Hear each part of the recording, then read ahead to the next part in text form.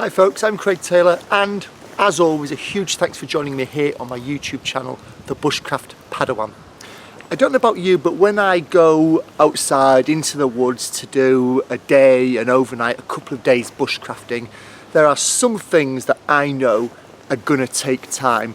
Finding, felling, processing firewood, cooking, finding, filtering, processing water, they all take time. They almost can't be shortcutted, if that's even a word. You almost can't accelerate that. They are what they are and they take time.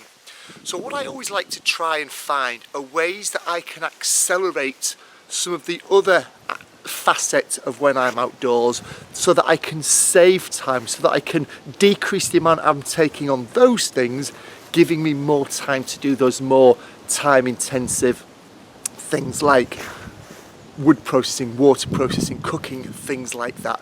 And that's why in this video I want to share with you how I go about rigging, storing, setting up and stowing away my tarp so that it takes me as little time as possible to get it set up and get it taken down.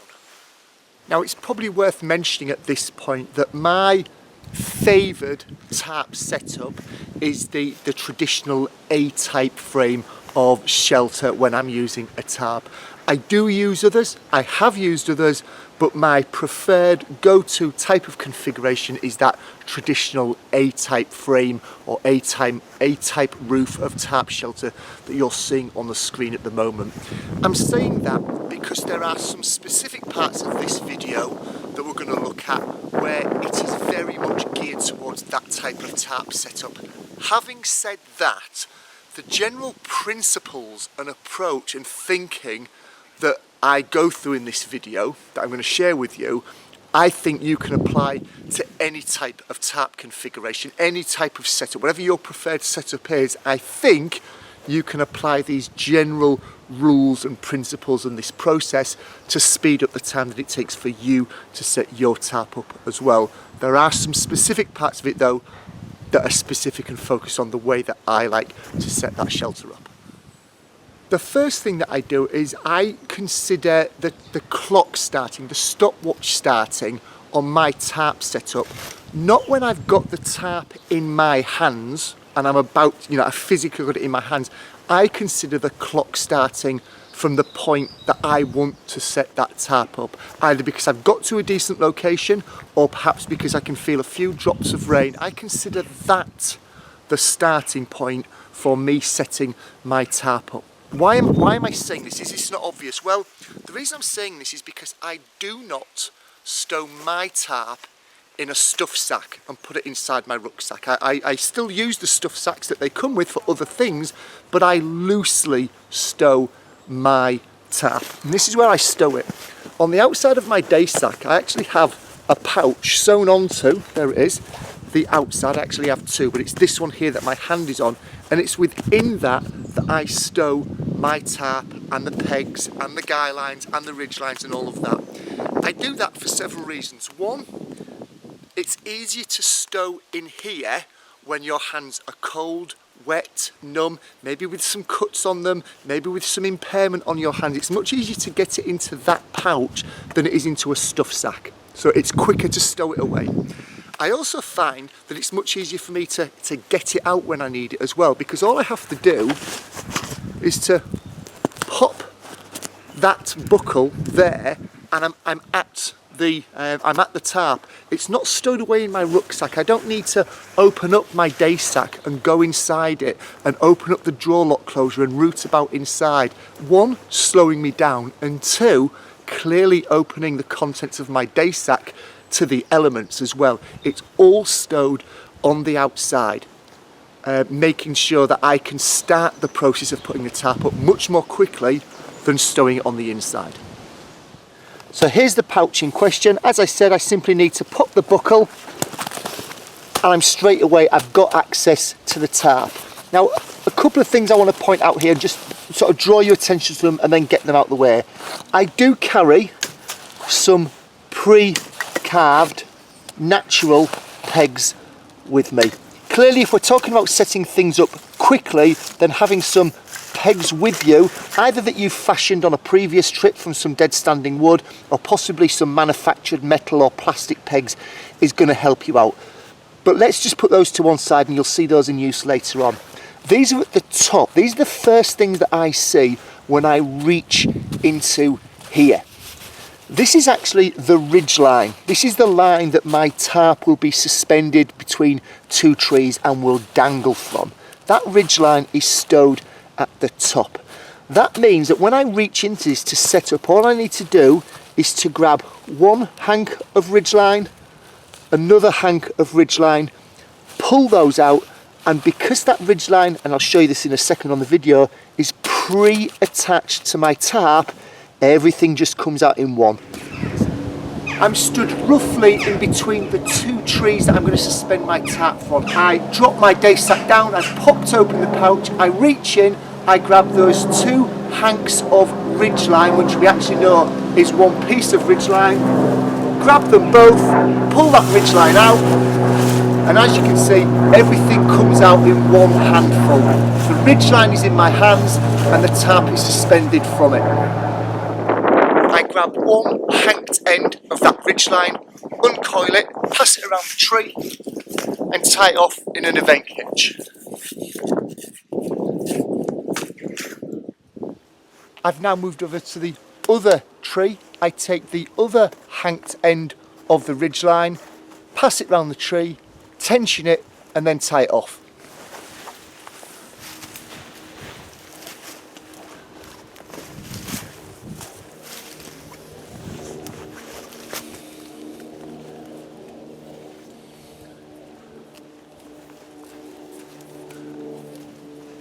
So far I've got one end of the ridgeline tied off, I've got the other end of the ridgeline tied off, and here you can see my hands running along it, and in the middle, suspended, dangling, was the pre-strung tarp. That ridgeline was already running through 1, 2, 3, 4 of those ridgeline suspension points on my tarp. There's actually 6 of them. There's one here that I haven't tied off, or haven't pre-strung, and there is also one here that I haven't pre-strung. So the ones at the ends, the ones on the edges, I've not put the ridgeline through those. Instead, I've taken some bungee cord and I've just tied with an overhand loop a couple of loops of bungee cord onto those tie-out points there. And then what I do want to draw your attention to is this here, where I have tied a prusik loop onto the ridgeline, both at this side of the tarp and at the other side of the tarp as well. Everything is symmetrical. Let me show you why I've tied this prusik loop onto here in advance. There's the prusik loop, I pull that tight. That runs down and has been lax-footed through the bungee cord. A simple wooden toggle is holding that in place.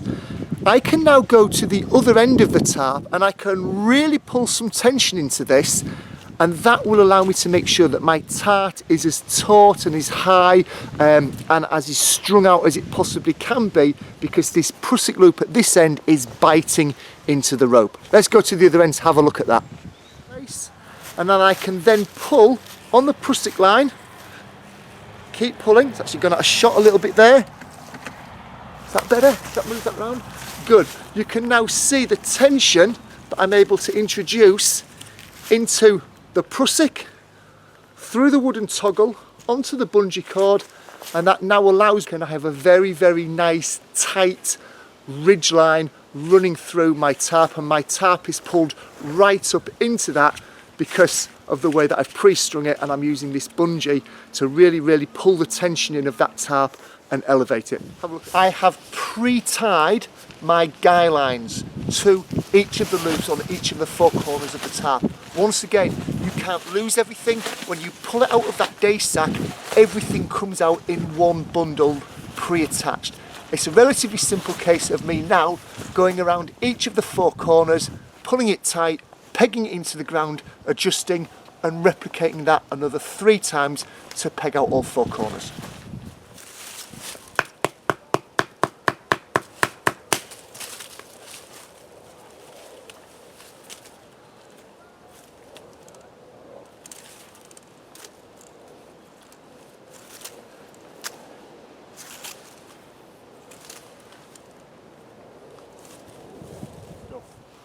I can set this up from the point where I pull it out of that external pouch. I can have all of this set up from start to what you're seeing now, if I've got my pegs with me, in 3 to 4 minutes. From pulling it out to being able to get underneath it and admin myself, 3 to 4 minutes is sort of the average time that I can set it up with if I put myself against the clock. Now, the astute of you and the eagle-eyed of you that are watching this will have realised that a massive factor in being able to get this deployed so quickly is the preparation that goes in advance.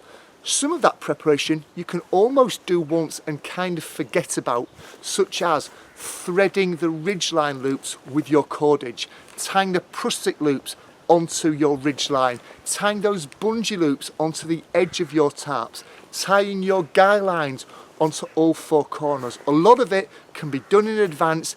Maybe you only need to revisit it once every blue moon if it starts to fray or anything like that. So yes, that is part of the preparation. A huge factor though is also how you put this away, because that will influence how quickly you can deploy it the next time around. So let's have a look very quickly at the takedown procedure. Introduce a little bit of slack into the bungee cord, take the wooden toggle out, loosen off your prusik loop, not massively, it will have tightened up, it will be quite tight onto this doing its job, just loosen it up so it can flow backwards and forwards. Replicate that process at the other side. Undo your guy line, allow the knot to come undone, and allow the guy line to come loose of the peg itself. You can now hang up that guy line.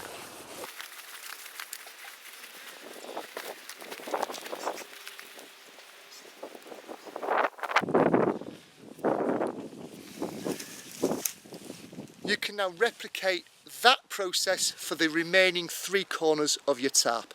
Done. Gather the tarp roughly into the centre of your suspended ridgeline, as you can see I've done here. Pull in those prusik loops that may have crept right out towards the trees. Gather those back in, again roughly into the centre of your suspended ridgeline.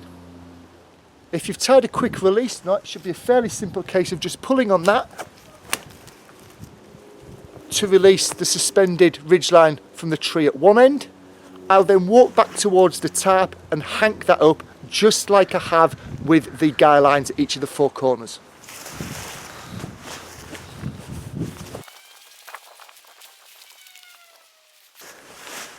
There we go.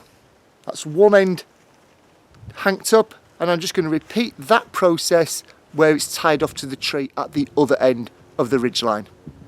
There we have one end of the ridgeline, the other end of the ridgeline taken down from the trees, neatly hanked up, and as you can see, just as a reminder, that tarp and the prusik loops are still attached to the ridgeline roughly in the middle. What I'm going to do now is I'm going to lay this down on the floor with my ridgeline loops in one direction, and at the other end of the layout should be my guy line loops.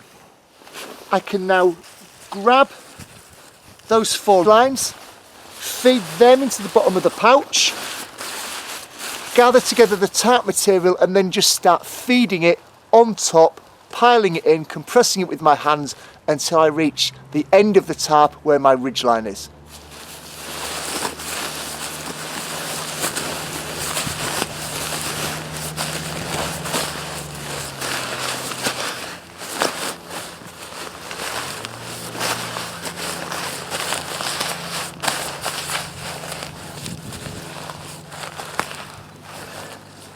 And then, as we can see, if we cast our minds back to the beginning of the video, the very first things that I pulled out and grabbed a hold of was the ridgeline. That's the last thing to go back in.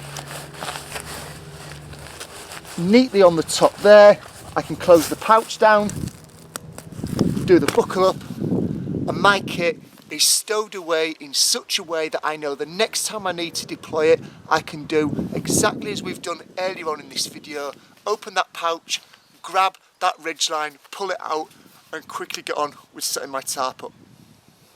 There we have it, folks. There's the process that I've stolen, adapted, modified, experimented with over the years, both whilst I've been doing this bushcrafting thing, and there's also a few ideas in there from when I sort of used to do this as a living as a soldier. All neatly stowed away in that external pouch, allowing me to get very simple and easy access to it. But what about you? How do you go about setting your tarp up? Do you have a similar setup? Is it identical? Where are the differences?